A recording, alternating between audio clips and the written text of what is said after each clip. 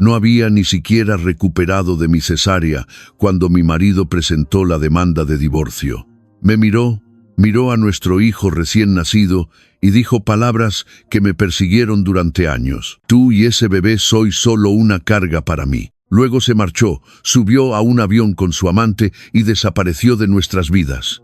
25 años después, de repente regresó exigiendo conocer a su hijo. Pero en el momento en que supo quién era mi hijo, el color abandonó su rostro. El día en que mi matrimonio terminó debería haber sido uno de los días más felices de mi vida. En cambio, se convirtió en el día en que descubrí exactamente quién era mi marido en realidad. Mi nombre es Mireia Beltrán, y hace 25 años estaba tumbada en una cama de hospital en Valencia, intentando recuperarme de una cesárea de emergencia después de 32 agotadoras horas de parto. La habitación olía a desinfectante y café rancio. Las máquinas pitaban suavemente a mi alrededor y cada movimiento enviaba un dolor agudo a través de mi abdomen. Recuerdo que miraba la pequeña cuna junto a mi cama y me sentía completamente abrumada. Mi hijo Elías pesaba apenas 3 kilos. Era perfecto. Yo estaba aterrorizada. Como la mayoría de las madres primerizas, no tenía ni idea de lo que estaba haciendo. Estaba exhausta, emocional y preocupada por todo. ¿Estaba comiendo suficiente? ¿Respiraba con normalidad? ¿Lo sostenía correctamente? Pero cada vez que surgían esos miedos, me recordaba a mí misma que no estaba sola. Tenía un marido. Al menos eso creía. Pablo Beltrán y yo llevábamos 4 años casados. Él trabajaba en gestión logística para una empresa regional de transporte y yo me ocupaba de operaciones administrativas en una oficina local de seguros. No éramos ricos, no éramos glamurosos, pero yo creía que éramos felices. O tal vez solo creía lo que quería creer. Mirando atrás, las señales habían estado ahí durante meses. Las noches hasta tarde, los viajes de negocios inexplicables, las contraseñas repentinas en su teléfono, la creciente distancia emocional. En aquel momento lo atribuí al estrés del embarazo.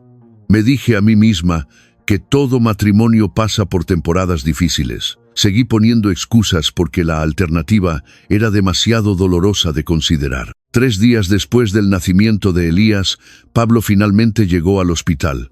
No llevaba flores, ni globos, ni regalos. Recuerdo que me sentí decepcionada, pero lo aparté.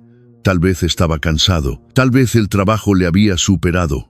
Tal vez. La palabra tal vez me salvó de la realidad durante demasiado tiempo. Se quedó junto a mi cama menos de 5 minutos. Apenas miró a Elías. Cuando coloqué a nuestro hijo en sus brazos, Pablo lo sostuvo con torpeza, casi como si llevara al hijo de otra persona. Luego me lo devolvió. Es más pequeño de lo que esperaba, dijo. Reí nerviosamente. La mayoría de los recién nacidos lo son. Pablo no sonrió. Eso debería haberme asustado. En cambio, me convencí de que simplemente estaba nervioso por convertirse en padre. Una semana después me dieron el alta. Mi madre me llevó a casa porque Pablo alegó que tenía una reunión importante. Durante todo el trayecto, mi madre no dejaba de mirarme. Finalmente preguntó, «Cariño, ¿está todo bien entre vosotros dos?» Miré por la ventanilla del copiloto. «¿Por qué preguntas eso?» «Porque tu marido parecía un hombre que va a una cita con el dentista, no un padre que conoce a su hijo recién nacido». Forcé una risa. «¿Te lo estás imaginando?» No era así. Las madres rara vez se equivocan. 3 días después, Pablo llegó a casa, llevando un maletín de cuero. Yo estaba sentada en el sofá, alimentando a Elías. La televisión sonaba en voz baja de fondo, y la luz de la tarde entraba por las ventanas del salón. Parecía un día ordinario. El tipo de día que la gente olvida. El tipo de día que lo cambia todo. Pablo no se sentó. No preguntó cómo me sentía. No preguntó por Elías. En cambio, abrió el maletín y sacó un montón de papeles. Luego los colocó sobre la mesa de café. Reconocí el encabezado inmediatamente. Demanda de disolución del matrimonio. Durante varios segundos realmente pensé que estaba alucinando. Medicación para el dolor, privación de sueño, hormonas. Cualquier explicación parecía más razonable que la verdad que tenía delante. «¿Qué es esto?», pregunté. Pablo exhaló lentamente. un hombre preparándose para una inconveniencia, no un marido rompiendo el corazón de su esposa. Es una demanda de divorcio. Lo miré, luego miré los papeles, luego de nuevo a él. No, la palabra escapó antes de que pudiera detenerla. No, su expresión no cambió. Mireya, los dos sabemos que esto no funciona. Mis manos empezaron a temblar. ¿Qué no funciona? Se frotó la frente. Nuestro matrimonio, miré hacia abajo a Elías, que dormía plácidamente contra mi pecho. Acabamos de tener un bebé. Exacto. Sentí que algo frío se extendía por mi cuerpo. El tipo de frío que viene del miedo más que de la temperatura. Luego dijo las palabras que destrozaron lo que quedaba de mis ilusiones. Hay otra persona. La habitación se quedó completamente en silencio. Incluso la televisión pareció desaparecer. Recuerdo que solo oía los latidos de mi propio corazón, fuertes, rápidos, increíbles. Otra persona, Pablo asintió. Llevamos casi un año viéndonos. Un año, mientras yo estaba embarazada, mientras planeaba la habitación del bebé, mientras asistía sola a las citas médicas, porque él supuestamente trabajaba hasta tarde. Un año, la traición me golpeó tan fuerte que me costó respirar. ¿Quién es ella? No importa. A mí sí me importa. Pablo apartó la mirada. Se llama Isabella. Había oído ese nombre antes, una consultora con la que trabajaba su empresa, una mujer que me había asegurado repetidamente que solo era una colega. Por supuesto, siempre era la colega. Empecé a llorar, no lágrimas dramáticas de película, no gritos, solo lágrimas silenciosas, deslizándose por mi rostro porque la verdad dolía demasiado. Y Elías, la mandíbula de Pablo se tensó. Por primera vez, apareció una irritación genuina en su rostro, y entonces llegó la frase que se quedó conmigo durante los siguientes 25 años. Tú y ese bebé sois solo una carga para mí. Las palabras cayeron como un golpe físico. Me sentí enferma, no enfadada, todavía no, solo devastada. Miré hacia abajo a mi hijo, dedos diminutos, rostro diminuto, latido diminuto. ¿Cómo podía alguien mirarlo y ver una carga? ¿Cómo podía un padre mirar a su propio hijo y ver un problema? Pablo siguió hablando. Algo sobre libertad, algo sobre oportunidades, algo sobre querer una vida diferente. La mayor parte se volvió borrosa porque una vez que alguien te dice que tu hijo es una carga, nada más de lo que diga importa. Finalmente se marchó. Me quedé allí sola durante horas, con mi hijo recién nacido durmiendo en mis brazos, mi matrimonio hecho pedazos sobre la mesa de café. Fuera, la vida continuaba como siempre. Pasaban coches, los vecinos paseaban perros, los niños montaban en bicicleta. El mundo no se detenía solo porque el mío se había derrumbado. Un mes después, el divorcio se hizo definitivo. Pablo se mudó 2 meses después de eso.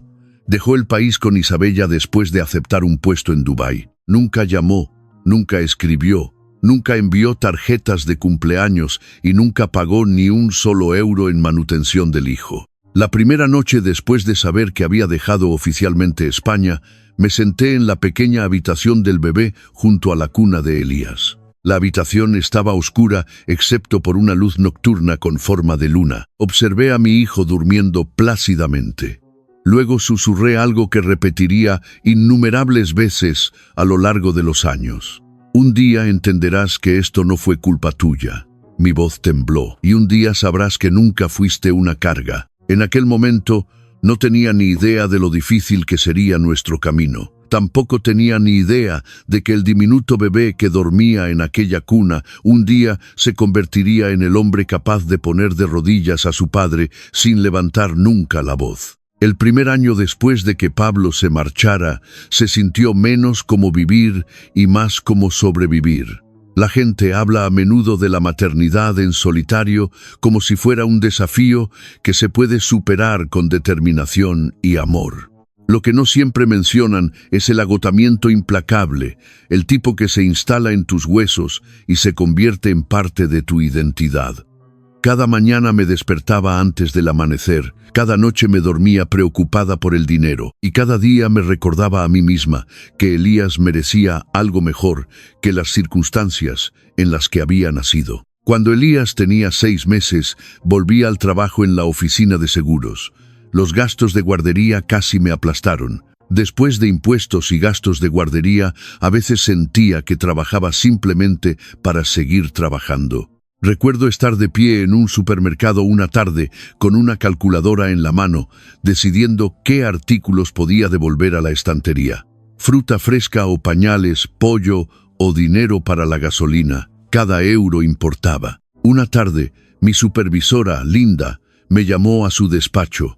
Inmediatamente supuse que había hecho algo mal. En cambio, cerró la puerta y me entregó un pequeño sobre. «¿Qué es esto?», pregunté. «Un bonus de Navidad. Es octubre», sonrió. «Lo sé». Abrí el sobre. Dentro había un cheque. No era una cantidad enorme, pero suficiente para cubrir la guardería durante casi un mes. Mis ojos se llenaron inmediatamente de lágrimas. Linda levantó una mano. «No». Luego añadió en voz baja. «A veces la gente necesita ayuda. Eso es todo. Nunca lo olvidé. Porque cuando estás luchando, la amabilidad se siente enorme, especialmente cuando viene de personas que no te deben nada. Para cuando Elías cumplió 4 años, nos habíamos instalado en una rutina. No era fácil, pero era nuestra. Vivíamos en un modesto apartamento de 2 habitaciones en el lado oeste de Valencia. La moqueta era vieja, la cocina era diminuta, el aire acondicionado hacía ruidos extraños cada verano. Pero era nuestro hogar. A Elías le encantaba ese apartamento. Para él no era pequeño. Era donde construíamos fuertes con mantas en el salón, donde hacíamos tortitas los sábados por la mañana, donde bailábamos con música antigua mientras limpiábamos. Los niños miden la riqueza de forma diferente a los adultos. Cuentan risas en lugar de metros cuadrados. Una tarde, mientras lavaba los platos, Elías levantó la vista desde la mesa de la cocina. Estaba coloreando dinosaurios. Dinosaurios muy serios, del tipo que solo un niño de 4 años podía crear. «Mamá». «Sí, cariño». «¿Dónde está mi papá?». La pregunta me congeló. Sabía que llegaría eventualmente. Simplemente no estaba preparada para lo mucho que dolería. Sequé mis manos lentamente y luego me senté a su lado. «¿Qué te ha hecho pensar en eso?». Se encogió de hombros. «El papá de Tommy vino hoy a la escuela». Asentí. Y yo no tengo uno». La inocencia en su voz casi me rompió el corazón. Podría haberle dicho la verdad. Podría haberle dicho que su padre lo había abandonado. Podría haber descrito la traición, la aventura, la crueldad, el egoísmo. Pero Elías no necesitaba mi enfado. Necesitaba estabilidad.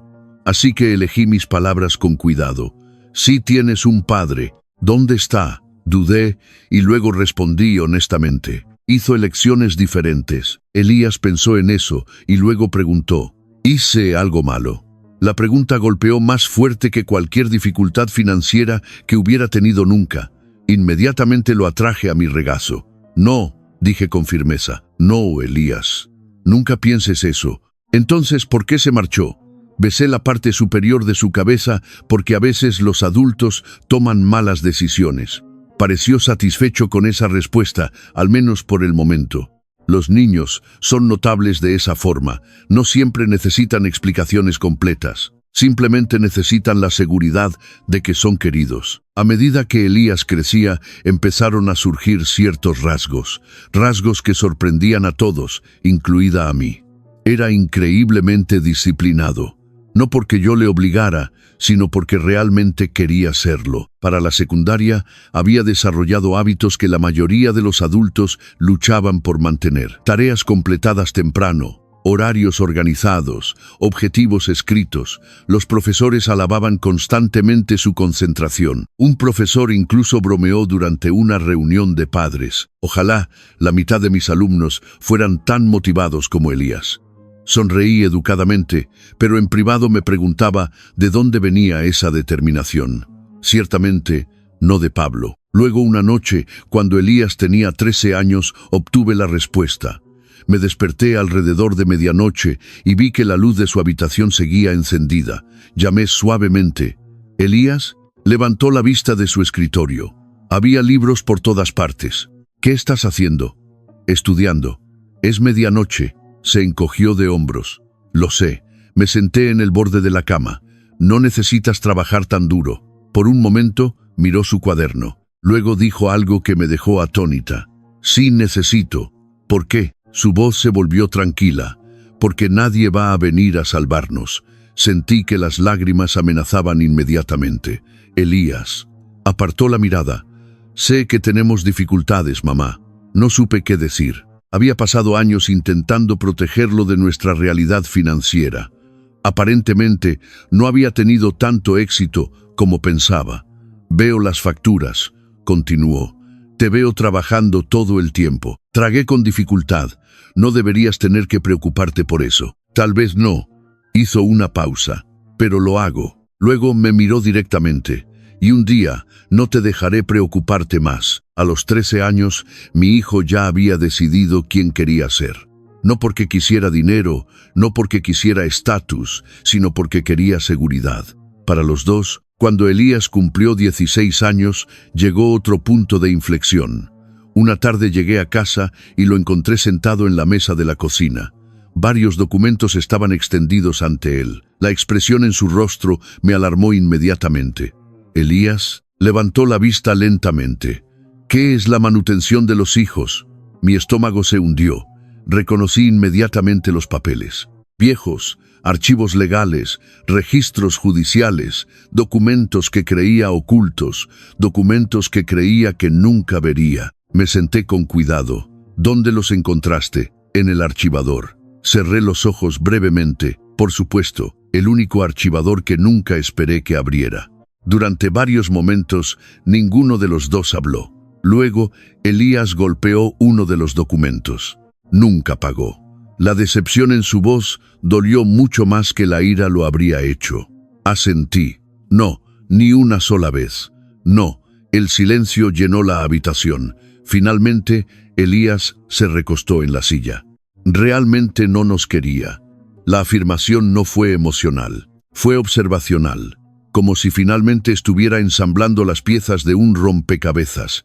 Extendí la mano por encima de la mesa. Eso no es verdad, me miró. Entonces, ¿por qué no regresó? No tenía respuesta, al menos no una que curara nada. Así que le dije la verdad. No lo sé. Por primera vez apareció un dolor genuino en su rostro. No porque echara de menos a Pablo, sino porque se dio cuenta de que nunca le había importado. Esa realización cambia a una persona, a veces para peor, a veces para mejor. Afortunadamente, Elías eligió el segundo camino. En lugar de volverse amargado, se volvió decidido.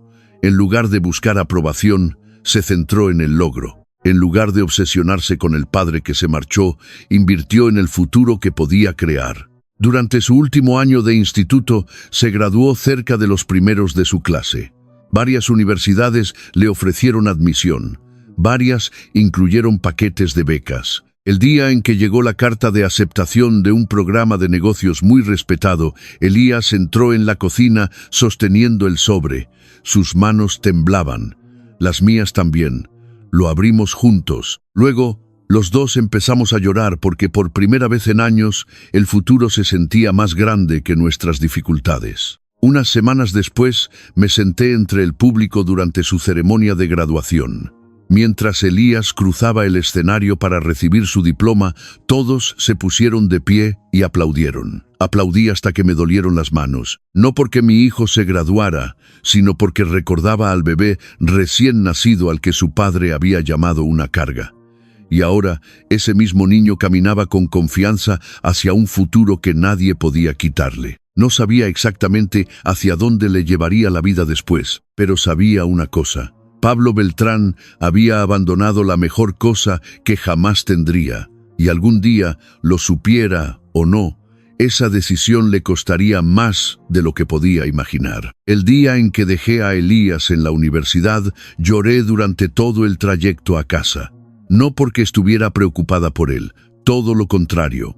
Por primera vez en su vida, no estaba preocupada en absoluto. Mientras lo observaba llevando cajas al edificio de la residencia, presentándose con confianza a desconocidos que pronto se convertirían en amigos, me di cuenta de algo importante. Mi hijo ya no me necesitaba de la forma en que una vez lo había hecho. Y aunque esa realización dolía un poco, también se sentía como una victoria. Durante 20 años, cada decisión importante que tomé había girado en torno a protegerlo. Ahora, él estaba entrando en un futuro que había ganado completamente por sí mismo. No podría haber estado más orgullosa. Lo que no me di cuenta en aquel momento fue que la universidad no solo moldearía el futuro de Elías, revelaría quién era realmente. Desde el principio, abordó la universidad de forma diferente a la mayoría de los estudiantes. Mientras muchos freshmen pasaban los fines de semana de fiesta, Elías los pasaba haciendo contactos. Mientras otros se centraban exclusivamente en las notas, él se centraba en resolver problemas. Durante su primer semestre, me llamó casi todos los domingos, no porque necesitara dinero, no porque tuviera morriña, sino porque quería contarme ideas, siempre ideas. Un fin de semana llamó emocionado. «Ah, mamá, ¿te has dado cuenta alguna vez de lo ineficientes que son las empresas de transporte?» Reí. «Esa es tu frase de apertura. Hablo en serio. La mayoría de los chicos universitarios llaman a casa para pedir consejos sobre la colada. Bueno, tengo una teoría. Me acomodé en el sofá. Vamos a oírla». Durante 40 minutos, Elías explicó cadenas de suministro, logística, software, optimización de rutas y gestión de inventario. La mayor parte se me pasó por encima de la cabeza, pero su emoción no. Había algo diferente en su voz, algo vivo, la misma determinación que había visto cuando tenía 13 años estudiando después de medianoche, solo que ahora tenía dirección. Para el segundo año, había reunido un pequeño grupo de estudiantes que compartían sus intereses. 3 jóvenes y una joven, diferentes orígenes, diferentes personalidades, un rasgo común. Eran ambiciosos, muy ambiciosos. Cada vez que Elías volvía a casa en vacaciones, sus nombres aparecían constantemente en la conversación. Raúl, Marcos, Prilla, Daniel. No eran solo amigos, estaban construyendo algo juntos, al menos eso esperaban. El verano antes de su último año, Elías se sentó frente a mí en la mesa de la cocina. La misma mesa donde una vez descubrió los registros de manutención. La misma mesa donde habíamos compartido innumerables comidas. Esta vez parecía nervioso, lo que me preocupó inmediatamente. «¿Qué pasa?», pregunté. «Nada». «Entonces, ¿por qué pareces a punto de confesar un crimen?». Rió y luego respiró hondo. «Vamos a empezar una empresa». Parpadeé. «¿Una empresa real? ¿Una empresa real mientras todavía estás en la universidad?». Asintió. Lo miré durante varios segundos y luego hice la pregunta obvia. «¿Con qué dinero?». Sonrió. «Estamos trabajando en eso». Debería haber estado preocupada, tal vez incluso escéptica. En cambio, me sentí extrañamente tranquila porque Elías no era impulsivo. Nunca lo había sido. Si creía en algo lo suficiente como para correr un riesgo, probablemente había una razón. «¿Qué hace la empresa?», pregunté. Sus ojos se iluminaron inmediatamente. Esa siempre era una buena señal. Durante la siguiente hora, explicó una plataforma de software diseñada para ayudar a las empresas logísticas más pequeñas a competir con las corporaciones más grandes. La tecnología mejoraría la planificación de rutas, la previsión de inventario y la eficiencia de las entregas. Una vez más, gran parte del lenguaje técnico se me escapó, pero una cosa estaba clara. Sabía exactamente de qué estaba hablando. Cuando finalmente terminó, sonreí. «Entonces, ¿qué necesitas de mí?». Pareció sorprendido. «¿Crees que puedo hacer esto?». Reí. «Elías, después de todo lo que te he visto lograr, sería ridículo no creerlo». Por un momento, su expresión se suavizó. Luego, extendió la mano por encima de la mesa y apretó la mía. Ese pequeño gesto significó más de lo que probablemente se daba cuenta porque, a pesar de toda su confianza, una parte de él todavía necesitaba seguridad, como todo el mundo. La startup se lanzó 6 meses después de la graduación. El primer año fue brutal. Existe un mito en España de que los emprendedores exitosos pasan suavemente de la idea a la fortuna.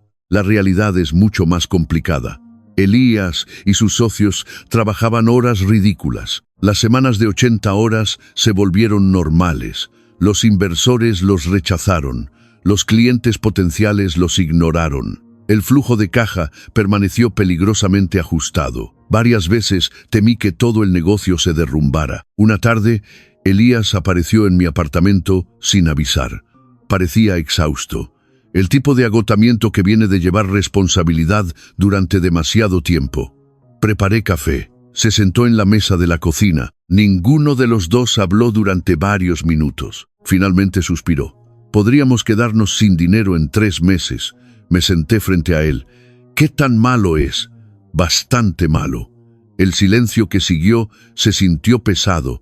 Luego Elías rió inesperadamente. No porque algo fuera gracioso, porque a veces la gente ríe cuando tiene miedo. ¿Sabes qué es extraño? ¿Qué? Todavía creo que lo vamos a lograr. Sonreí. Entonces probablemente lo harás. Sacudió la cabeza. Eso no es exactamente un consejo empresarial sólido. No, tomé un sorbo de café. Pero te conozco desde hace 22 años. Su sonrisa regresó. Pequeña, cansada, genuina. La empresa sobrevivió esos primeros años difíciles, principalmente porque Elías se negó a rendirse. La misma determinación obstinada que lo había llevado a través de la infancia, ahora lo llevaba a través del emprendimiento. Luego todo cambió. Una empresa regional de transporte aceptó probar su software. Los resultados superaron las expectativas. Los costes bajaron. La eficiencia mejoró. La noticia se extendió. Más clientes firmaron contratos. Los ingresos aumentaron. Los inversores de repente se interesaron. En 18 meses, la startup se transformó de un negocio en dificultades en una de las empresas de tecnología logística de más rápido crecimiento en la región. El crecimiento se sintió casi surrealista. Nuevas oficinas, nuevos empleados, nuevas oportunidades. Por primera vez, Elías no solo sobrevivía, estaba ganando. Una tarde de sábado me recogió sin explicación.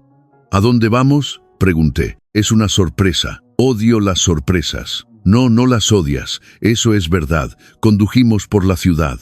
Finalmente entró en un tranquilo barrio suburbano lleno de árboles maduros y casas bien mantenidas. Miré alrededor, confundida. Luego Pablo aparcó. Hemos llegado. ¿Dónde?, señaló. Seguí su dedo. La casa era hermosa, nada extravagante, solo cálida, cómoda. El tipo de hogar en el que la gente se queda durante décadas. ¿De quién es esa casa?, sonrió. Tuya. Durante varios segundos realmente no pude procesar las palabras. ¿Qué? Es tuya, Elías. Me entregó una carpeta. Dentro había documentos, registros de propiedad, papeles de la hipoteca, información de titularidad, todo. Miré las páginas, luego a él, luego de nuevo a las páginas. Mi visión se volvió borrosa. Me compraste una casa. Su voz se volvió tranquila. Pasaste toda tu vida asegurándote de que yo tuviera un hogar. Una lágrima rodó por mi mejilla. Elías, solo quería devolverte el favor. Lloré más fuerte de lo que lo había hecho en años, no por la casa, sino por lo que representaba. Seguridad, estabilidad, paz. Las mismas cosas que había pasado 25 años intentando crear para él. Ahora él me las devolvía. Durante los siguientes años, la empresa de Elías continuó expandiéndose. Varias importantes firmas de inversión proporcionaron financiación sustancial. El negocio evolucionó de una startup de software a una empresa más amplia de soluciones logísticas. A los 25 años, Elías se había convertido en el fundador y director general de una de las empresas de tecnología logística de más rápido crecimiento en el Levante español. La empresa no era una gran corporación, todavía no, pero era muy respetada, financieramente fuerte y cada vez más influyente. Un área de crecimiento implicaba adquirir empresas logísticas en dificultades e integrarlas en su red en expansión. Era un negocio inteligente. Muchas empresas más pequeñas poseían infraestructura valiosa, pero carecían de tecnología moderna. La empresa de Elías podía proporcionar tanto capital como experiencia operativa. La estrategia funcionó notablemente bien. Como resultado, su influencia creció. Publicaciones de la industria publicaron entrevistas con él. Revistas de negocios destacaron su éxito. Los inversores alabaron su liderazgo. Sin embargo, a pesar de todo, Elías seguía siendo fundamentalmente la misma persona. Disciplinado, con los pies en la tierra, centrado, todavía me llamaba todos los domingos. Todavía visitaba con regularidad, todavía recordaba de dónde venía. Luego, un martes por la tarde ordinario, sonó mi teléfono. Estaba plantando flores en mi jardín trasero. El número era desconocido. Normalmente lo habría ignorado. Por razones que todavía no puedo explicar, respondí. Hola. Por un momento, solo hubo silencio. Luego, una voz de hombre habló. Una voz que no había oído en 25 años. Mireya. Todo mi cuerpo se congeló. Los guantes de jardinería se me cayeron de las manos. Y de repente, el pasado ya no estaba a 25 años de distancia. Estaba justo delante de mí. Dios mío, dijo la voz en voz baja. Realmente eres tú. Durante varios segundos después de oír su voz, no pude hablar. Me quedé en mi jardín trasero, sosteniendo una bandeja de flores, a medio terminar mientras 25 años de recuerdos se estrellaban contra mí de golpe. La habitación del hospital, los papeles del divorcio, la habitación del bebé vacía, los cumpleaños que se perdió, las obras de teatro escolares, las graduaciones, los años, tantos años. Y ahora de repente Pablo Beltrán estaba al teléfono como si solo hubiera estado fuera un largo fin de semana. Mireya, repitió. Finalmente encontré mi voz. ¿Qué quieres? La pregunta salió más fría de lo que pretendía, aunque tal vez no. 25 años tienden a eliminar la necesidad de cortesía. Pablo exhaló. Sé que probablemente no quieres saber de mí. Eso es una cosa precisa que has dicho hasta ahora. Siguió el silencio. Incómodo, pesado, merecido. Finalmente habló de nuevo. Me gustaría verte. No. La respuesta llegó al instante, sin dudar, sin incertidumbre, solo no. Mireya, no. Recogí mis guantes de jardinería. Desapareciste durante 25 años. Sé que nunca llamaste. Sé que nunca pagaste la manutención del hijo. Otra pausa. Sé que el hecho de que lo admitiera de alguna manera me enfadó más. No había defensa, ni excusa, ni intento de reescribir la historia, solo un reconocimiento de culpa, y de alguna manera eso no era suficiente. Nada podía ser suficiente. Tengo que irme, dije. Espera. Algo en su voz me detuvo. No afecto, no nostalgia, desesperación. Quiero conocer a mi hijo. Ahí estaba, la verdadera razón de la llamada. No yo.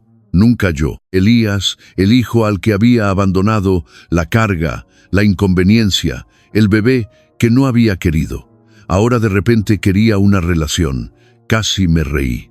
En cambio, hice la pregunta que importaba. ¿Por qué? Pablo no respondió inmediatamente, y eso me lo dijo todo. La gente con motivos honestos responde preguntas simples rápidamente. La gente con motivos ocultos necesita tiempo, demasiado tiempo. Finalmente dijo, porque es mi hijo. No, mi voz se agudizó, es mi hijo. Renunciaste al derecho a hacer esa reclamación hace mucho tiempo. El silencio al otro lado se extendió. Luego Pablo habló en voz baja. Me merezco eso. Tal vez sí, pero oírle decirlo no me hizo sentir mejor. Nada de esta conversación se sentía satisfactorio. Después de 25 años, había imaginado muchos escenarios. Pablo disculpándose. Pablo suplicando perdón, Pablo expresando arrepentimiento. Ninguno de ellos me había preparado para lo emocionalmente agotador que sería su regreso real. Finalmente, terminé la llamada, no con enfado, no dramáticamente, simplemente porque no tenía nada más que decir. Esa tarde, Elías vino a cenar. Como de costumbre, llegó llevando postre a pesar de las instrucciones repetidas de no hacerlo. Eres imposible, le dije. Eso me han dicho. Nos sentamos en el patio trasero mientras el sol desaparecía detrás de los árboles. Durante un rato hablamos de cosas ordinarias, trabajo, clima, un partido de fútbol, vida normal. Luego finalmente lo dije. Tu padre llamó hoy. El cambio en la expresión de Elías fue inmediato. No sorpresa, no emoción, algo más cercano a la curiosidad. ¿De verdad? Asentí. Quiere conocerte. Elías se recostó en la silla. Durante varios momentos no dijo nada. Luego Hizo la misma pregunta que yo había hecho.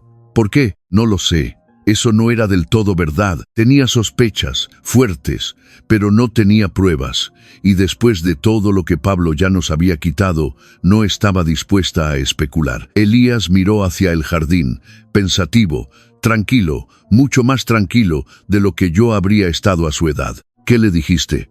Que esperó 25 años demasiado. Apareció una pequeña sonrisa. Justo. Estudié el rostro de mi hijo. No estás enfadado. Lo consideró y luego se encogió de hombros. Estaba enfadado cuando tenía 16 años. Otra pausa. Estaba herido cuando tenía 16 años. Su voz permaneció firme. Pero ahora tengo 25 años. Me di cuenta de que tenía razón. La ausencia que una vez lo había herido ya no lo definía. Pablo se había convertido en un hecho histórico en lugar de una fuerza emocional, como una tormenta que había pasado años atrás. Su daño permanecía, pero su poder no. ¿Qué quieres hacer?, pregunté. Elías pensó cuidadosamente antes de responder. Lo conoceré. Parpadeé. ¿Lo harás? Asintió. No porque se lo merezca. La distinción importaba. Muchas preguntas nunca obtuvieron respuesta. Mamá no se equivocaba. Durante 25 años había habido una silla vacía en nuestra historia. No una silla necesaria, no una silla importante, pero una silla vacía, no obstante. Tal vez Elías merecía la oportunidad de mirar directamente al hombre que se había marchado. Una semana después, Pablo llegó a Valencia. Lo primero que noté fue lo mucho más viejo que parecía. Lo segundo que noté fue lo cansado que parecía. La vida no había sido particularmente amable con él. La confianza que recordaba había desaparecido. La arrogancia había desaparecido. Incluso su postura parecía diferente, ligeramente encorvada por el tiempo y la decepción. Nos reunimos en un restaurante tranquilo, territorio neutral, territorio seguro. Pablo se puso de pie cuando Elías se acercó a la mesa. Por un momento, ninguno de los dos hombres habló. El parecido era imposible de ignorar. La misma altura, los mismos ojos, la misma línea de la mandíbula. 25 años antes, Pablo se había negado a verse a sí mismo en su hijo. Ahora no tenía elección. Dios mío, susurró Pablo. Elías extendió su mano. Encantado de conocerte. La formalidad golpeó más fuerte que cualquier insulto podría haberlo hecho. Pablo estrechó su mano lentamente. Te has convertido en un hombre notable. Elías se sentó. Eso es lo que pasa en 25 años. La afirmación no fue hostil, lo que de alguna manera la hizo más poderosa. La conversación que siguió permaneció educada, dolorosamente educada. Pablo preguntó por la universidad, por el trabajo, por la vida. Elías respondió brevemente, respetuosamente, sin ofrecer nada más profundo. Era el equivalente conversacional de una puerta cerrada. Luego, eventualmente, la verdad empezó a surgir.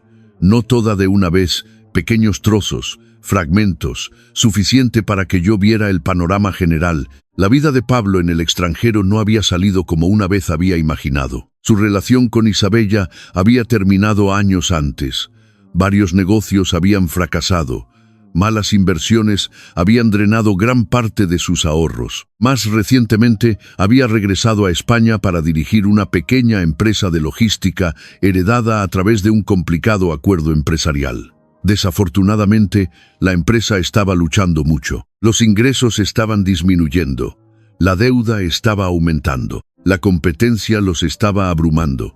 Cuanto más explicaba Pablo, más claro se volvía todo. Esto no era solo una reunión, era una crisis. Y la gente desesperada a menudo redescubre a la familia. Después de que terminara la reunión, Elías y yo caminamos juntos hacia el aparcamiento. Ninguno de los dos habló hasta que llegamos a nuestros coches. Luego Elías se detuvo. Tenías razón. ¿Sobre qué? No regresó porque me echara de menos. La tristeza en su voz me sorprendió. No porque todavía quisiera un padre, porque la confirmación duele incluso cuando ya sabes la respuesta. ¿Qué te hace decir eso? Elías miró hacia el restaurante. Cada vez que hablaba de su vida, la conversación eventualmente regresaba a su empresa. Pensé en eso y luego asentí. Lo noté, yo también. Nos quedamos allí en silencio. Luego Elías suspiró. Tiene miedo, debería tenerlo. Apareció una leve sonrisa. Tal vez. El lunes siguiente, Elías asistió a una reunión ejecutiva trimestral en la sede de la empresa.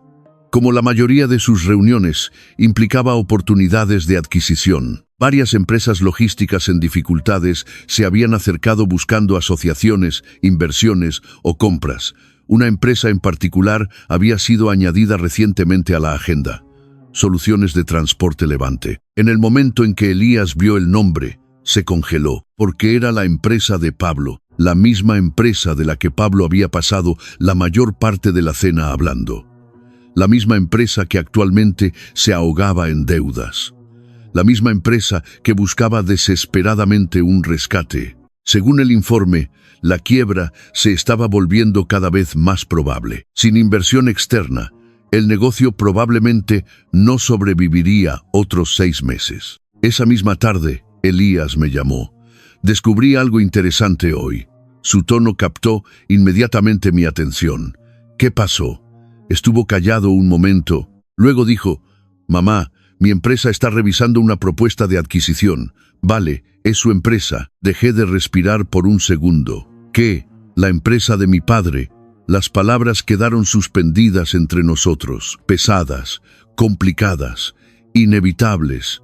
Y de repente, 25 años después de alejarse de su hijo, Pablo Beltrán no tenía ni idea de que la persona misma, capaz de salvar su futuro, era el hijo al que una vez había llamado una carga. Durante los siguientes días, ni Elías ni yo hablamos mucho de Pablo.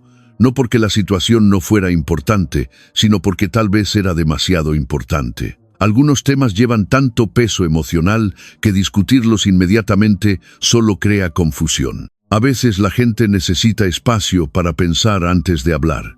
Esta fue una de esas veces.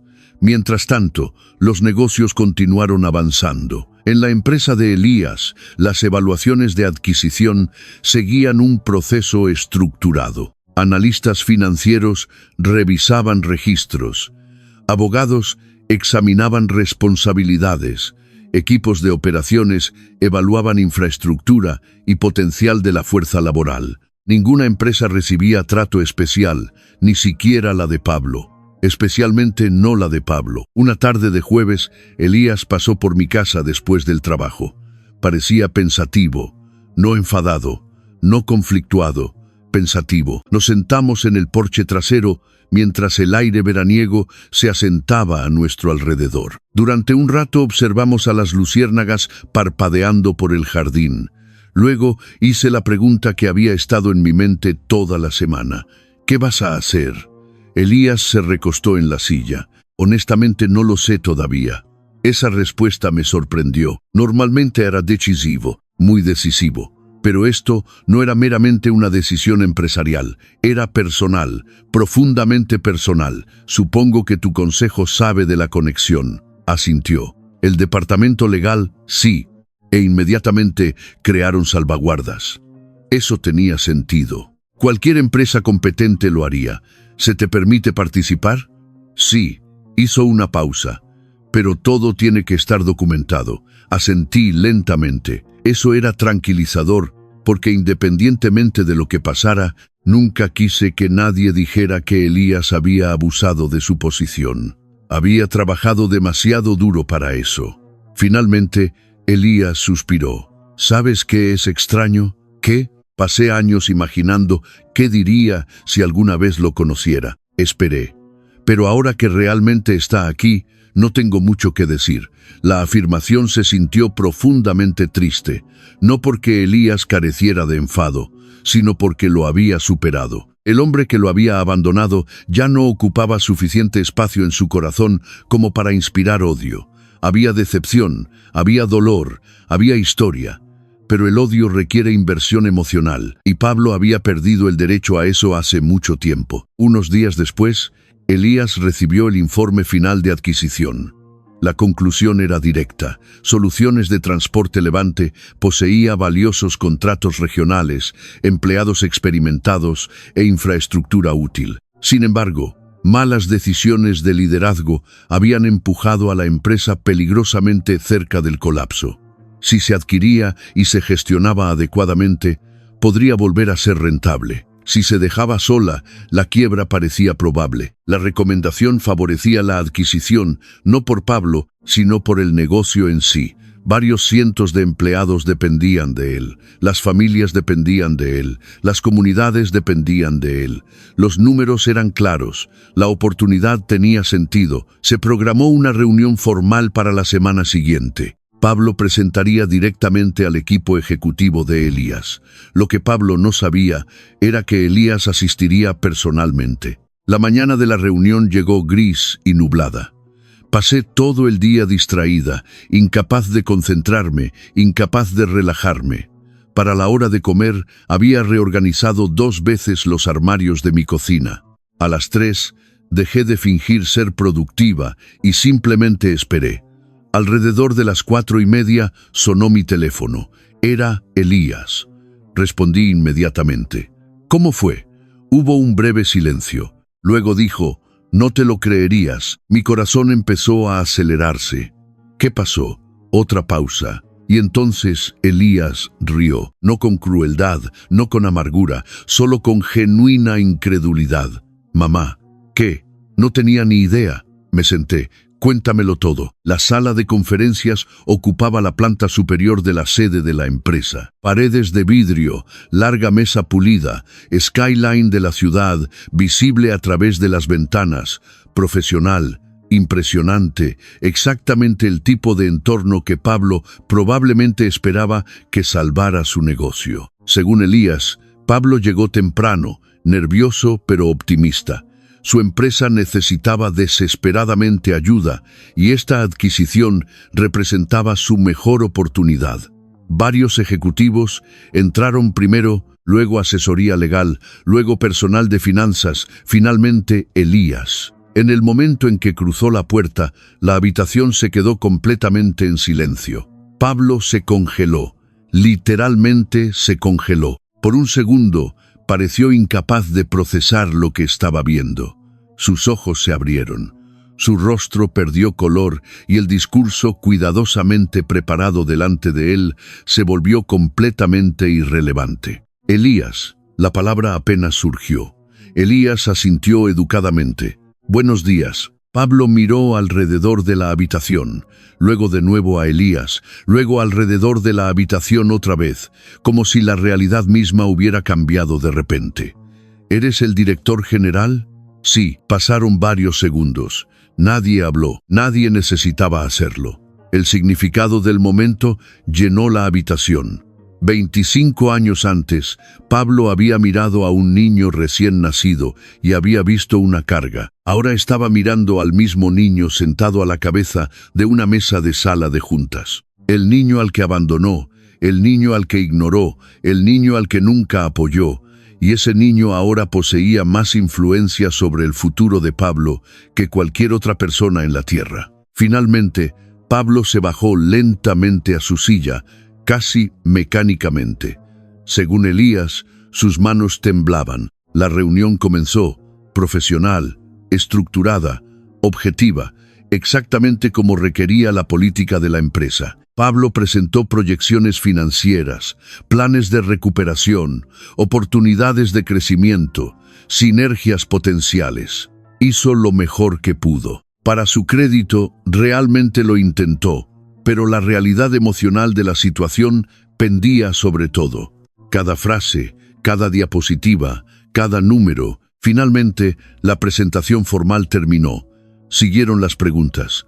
La mayoría vinieron de ejecutivos de finanzas, especialistas en operaciones, abogados. Luego, Elías habló por primera vez esa mañana. La habitación se quedó en silencio, no porque fuera el director general, sino porque todos entendían la historia. «Elías», dijo Pablo con cuidado. Sí, Pablo tragó saliva y luego hizo la pregunta que aparentemente lo había estado consumiendo. «¿Por qué no me lo dijiste?» Elías lo consideró y luego respondió honestamente. «Nunca preguntaste».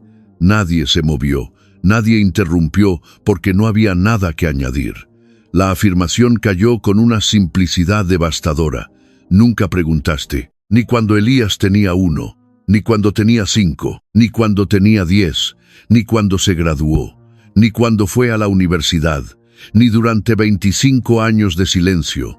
Pablo miró hacia abajo a la mesa. Por primera vez no quedaba defensa, ni explicación, ni justificación, solo consecuencias. Luego Elías hizo algo inesperado. Abrió una carpeta. Dentro había copias de registros públicos, sentencias de manutención, documentos judiciales, archivos históricos. Nada confidencial, nada dramático, simplemente hechos. Los deslizó por la mesa. Pablo los miró fijamente. Su expresión cambió inmediatamente porque los papeles representaban algo imposible de discutir. Evidencia, fechas, números, años, toda una vida documentada en papel. «Nunca pagaste nada de eso», dijo Elías en voz baja. Los ojos de Pablo se llenaron de vergüenza. «Sé que nunca llamaste, sé que nunca escribiste, sé». La repetición continuó, cada respuesta más pequeña que la anterior, cada reconocimiento llevando el peso de un cuarto de siglo. Finalmente, Pablo levantó la vista. Su voz se quebró ligeramente. «Elías, lo siento». Nadie en la habitación se movió. La disculpa no fue dramática, no fue cinematográfica. Fue simplemente un hombre roto, confrontando la verdad. Y tal vez por primera vez en su vida, aceptando responsabilidad. «Sé que eso no arregla nada», continuó Pablo. «No lo hace, lo sé», siguió el silencio. Largo, incómodo, necesario.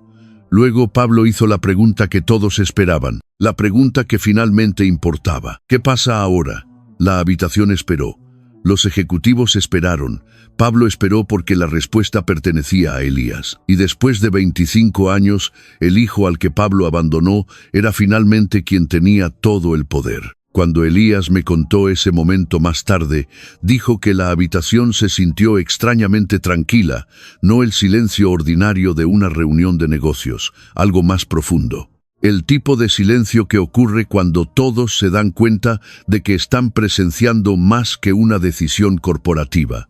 Estaban viendo 25 años de consecuencias llegar de golpe. Pablo estaba sentado en el extremo opuesto de la mesa de conferencias. Los documentos de adquisición permanecían extendidos delante de él. Los registros de manutención estaban a su lado. Pasado y presente, fracaso y oportunidad, todo al alcance de la mano. Y tal vez por primera vez en su vida no había ningún lugar donde esconderse. «¿Qué pasa ahora?», había preguntado Pablo. Elías miró alrededor de la habitación antes de responder, no porque necesitara tiempo, sino porque quería que todos los presentes entendieran que sus siguientes palabras se estaban diciendo como director general, no como hijo abandonado. Finalmente dijo: «Continuamos evaluando la adquisición basándonos en lo que es mejor para la empresa». Varios ejecutivos asintieron. La respuesta fue profesional, esperada, correcta, pero Pablo pareció devastado, no por las implicaciones empresariales, sino porque de repente entendió algo. Elías no buscaba venganza, y de alguna manera eso dolía más. La reunión concluyó poco después. El equipo ejecutivo se quedó atrás para discutir la recomendación final. Pablo abandonó el edificio solo, sin confrontación dramática, sin gritos, sin humillación, solo un hombre caminando hacia una tarde lluviosa, llevando el peso completo de sus propias decisiones. 3 días después, Elías me llamó. «Está hecho». Inmediatamente supe lo que quería decir. ¿Cuál fue la decisión? «Aprobamos la adquisición». Parpadeé. «¿De verdad?» «Sí». Por un momento, no supe qué decir. Después de todo lo que Pablo había hecho, parte de mí había esperado que Elías se alejara, no por crueldad, por autoprotección. En cambio, había elegido un camino diferente. «¿Por qué?», pregunté finalmente. La respuesta de Elías llegó inmediatamente. «Porque 300 empleados no deberían perder sus empleos por los errores de un solo hombre». Cerré los ojos. Eso sonaba exactamente como él. No porque fuera débil, sino porque entendía la diferencia entre justicia y daño colateral. Muchas historias de venganza terminan en destrucción. La vida real es más complicada. Los conductores de camión que trabajaban para la empresa de Pablo no eran responsables de lo que él había hecho. Tampoco los despachadores, los mecánicos, el personal de oficina, los trabajadores del almacén. Tenían familias, hipotecas, hijos. Elías no estaba dispuesto a castigar a personas inocentes simplemente para satisfacer un dolor antiguo. La adquisición avanzó durante los meses siguientes. Se reestructuraron las operaciones, se actualizaron los sistemas tecnológicos, se eliminaron las ineficiencias. Gradualmente, la empresa se estabilizó. Luego, se volvió rentable, justo como habían predicho los analistas de Elías. Pablo permaneció en la organización durante la transición, pero no como propietario, no como director general, no como tomador de decisiones. Se convirtió en un gerente regional de operaciones, reportando a través de varios niveles de liderazgo, incluyendo personas lo suficientemente jóvenes como para ser sus hijos. La vida tiene un notable sentido de la ironía. Varias semanas después de que se cerrara la adquisición, Elías me preguntó si me uniría a él para cenar. Cuando llegué al restaurante, descubrí que no estábamos solos. Pablo estaba allí. Por un breve momento consideré marcharme. Luego miré a Elías. No estaba ansioso, no estaba alterado, simplemente parecía listo. Así que me quedé. La cena comenzó torpemente. No había forma de evitarlo. 25 años de historia no desaparecen porque la gente comparta entrantes. Aún así, todos hicieron un esfuerzo. La conversación permaneció educada, medida, cuidadosa. Finalmente, Elías se excusó para atender una llamada telefónica. Eso dejó a Pablo y a mí sentados frente a frente, solos. Por primera vez en décadas, Pablo miró fijamente su taza de café. Luego habló. «Te debo una disculpa». No respondí. Había oído disculpas antes, no de él, de otros, y había aprendido que las palabras importan menos que las acciones. «Fui egoísta», continuó. «Eso es verdad. Pensé que estaba persiguiendo la libertad». Su risa no llevaba humor. En realidad estaba huyendo de la responsabilidad. Por un momento, ninguno de los dos habló. Luego Pablo levantó la vista. Sus ojos parecían más viejos de lo que recordaba. No físicamente, emocionalmente. El arrepentimiento envejece a las personas. Me perdí todo. La afirmación era simple pero devastadora. Me perdí sus primeros pasos. No dije nada. Me perdí los cumpleaños. Silencio. Me perdí la graduación. Más silencio. Finalmente sacudió la cabeza. Y ahora pasaré el resto de mi vida sabiendo que nunca podré recuperar nada de eso. Ese fue el primer momento en que realmente creí que lo entendía, no porque se compadeciera de sí mismo, sino porque finalmente entendía el coste. El mayor castigo no fue perder dinero, ni perder estatus, ni perder su empresa. Fue darse cuenta de que había abandonado voluntariamente la relación más importante de su vida. Ningún tribunal podría haber impuesto una sentencia más dura. Unos minutos después, Elías regresó. La conversación cambió. La velada continuó y finalmente la cena terminó. Fuera, bajo el suave resplandor de las luces del aparcamiento, Pablo se volvió hacia mí, hacia los dos. Sé que no merezco el perdón. Ni Elías ni yo lo interrumpimos, pero de todos modos lo estoy pidiendo. La petición quedó suspendida en el aire, pesada, honesta, incómoda, real. Miré a mi hijo, luego de nuevo a Pablo. 25 años antes, lo había odiado. Durante mucho tiempo después, lo había resentido. Luego, eventualmente, dejé de pensar en él por completo. En algún momento del camino, la ira se había vuelto innecesaria. La vida había avanzado, había ocurrido la curación. No porque él lo mereciera, sino porque yo merecía paz. Finalmente respondí. «Te perdono». Pablo cerró los ojos. El alivio recorrió su rostro. Luego añadí, «Pero el perdón no borra las consecuencias». Asintió inmediatamente. «Lo sé, y por una vez, le creí». Los meses que siguieron no fueron mágicos. No hubo una reunión familiar instantánea, no hubo reconciliación perfecta. La vida real rara vez funciona así. Pablo y Elías se reunían ocasionalmente. A veces para almorzar, a veces para tomar café. Lentamente, con cuidado, Construyeron algo que se parecía a una relación, no un vínculo padre-hijo restaurado. Ese capítulo se había ido para siempre. Algo nuevo, algo más pequeño, algo honesto, y tal vez eso fue suficiente. Una tarde de domingo, casi un año después, Elías y yo nos sentamos en mi porche trasero, observando una tormenta de verano rodando por el horizonte. El mismo porche donde habíamos compartido innumerables conversaciones a lo largo de los años. Lo miré. ¿Sabes?, dije, mucha gente habría manejado las cosas de forma diferente. Sonrió. Lo sé. Podrías haberlo destruido. Podría haberlo hecho. La respuesta llegó sin dudar, porque era verdad. Absolutamente podría haberlo hecho. En cambio, observó las nubes de lluvia distantes reuniéndose más allá de los árboles. Luego dijo algo que nunca olvidaré. Si lo hubiera destruido, todavía lo llevaría conmigo. Fruncí el ceño. ¿Qué quieres decir? Elías se recostó en la silla. Durante 25 años dejó que sus elecciones definieran su vida. Hizo una pausa. No voy a dejar que esas mismas elecciones definan la mía. Por un momento, ninguno de los dos habló. Luego sonreí, porque en ese instante me di cuenta de algo. El mayor error de Pablo no fue abandonar a su hijo. Su mayor error fue no ver en quién se convertiría su hijo. No un director general, no un empresario exitoso, no un líder respetado, un buen hombre. Y esa es una pérdida que ninguna cantidad de dinero puede reemplazar jamás. A veces el karma llega con truenos, a veces llega en silencio. A veces tarda 25 años, pero eventualmente cada elección pide ser rendida cuentas. Pablo lo aprendió de la manera difícil, y Elías demostró algo aún más importante. El éxito no se mide por lo completamente que derrotas a las personas que te hirieron.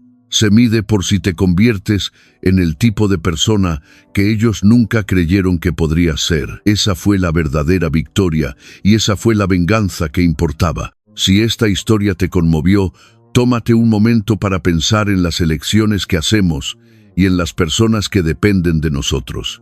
A veces, una sola decisión puede moldear décadas de la vida de alguien. Comparte tus pensamientos en los comentarios. ¿Has visto alguna vez el karma cerrar el círculo de una forma que nadie esperaba? Y si disfrutas de historias sobre resiliencia, justicia y segundas oportunidades, no olvides suscribirte y unirte a nosotros para la siguiente.